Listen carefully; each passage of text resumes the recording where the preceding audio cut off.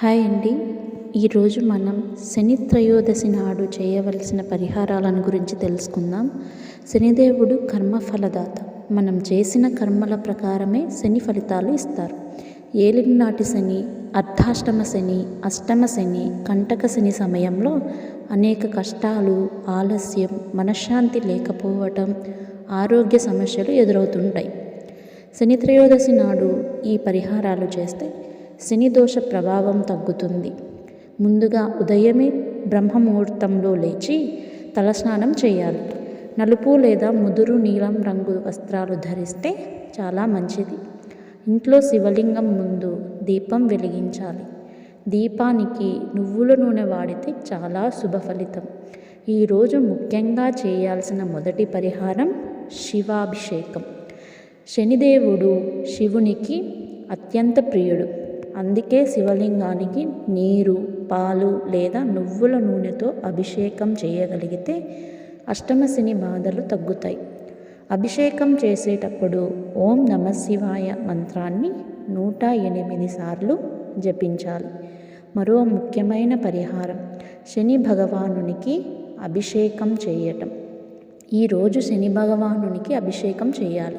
శని త్రయోదశి రోజున శనిగ్రహానికి అభిషేకం చేయటం అత్యంత శక్తివంతమైన పరిహారం. వీలైతే నవగ్రహ ఆలయంలోని శనిగ్రహ విగ్రహానికి అభిషేకం చేయాలి. ముందుగా నీటితో అభిషేకం చేయాలి.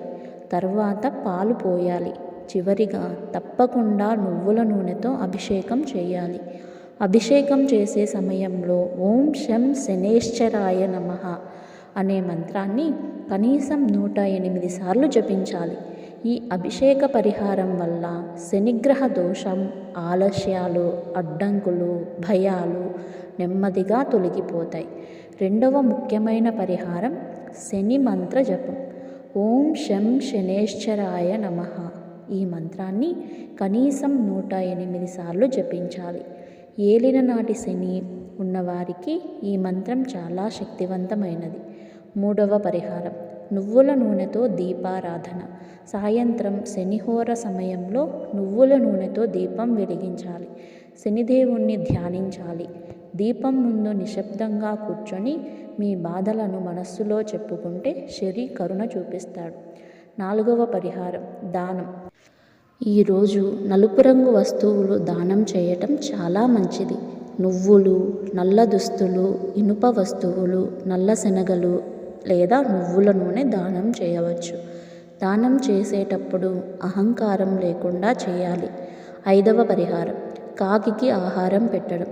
శనిదేవునికి కాకి వాహనం. శని త్రయోదశి రోజున కాకికి అన్నం లేదా నువ్వులతో చేసిన ఆహారం పెడితే కంటక శని ప్రభావం తగ్గుతుంది.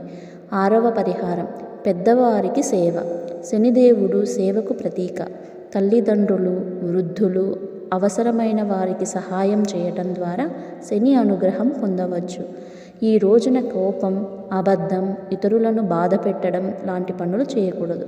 ఎంత కష్టంలో ఉన్నా ధైర్యంగా, ఓర్పుతో ఉండాలి. శని పరీక్షిస్తాడు కానీ న్యాయం చేస్తాడు. ఈ పరిహారాలను శని త్రయోదశి రోజున భక్తితో చేస్తే ఏలినాటి శని, అర్ధాష్టమ శని, అష్టమ శని, కంటక శని ప్రభావం నెమ్మదిగా తగ్గి జీవితంలో స్థిరత్వం, మనశ్శాంతి కలుగుతాయి. ఈ వీడియో నచ్చితే లైక్, షేర్ అండ్ సబ్స్క్రైబ్ చేయండి. Thank you.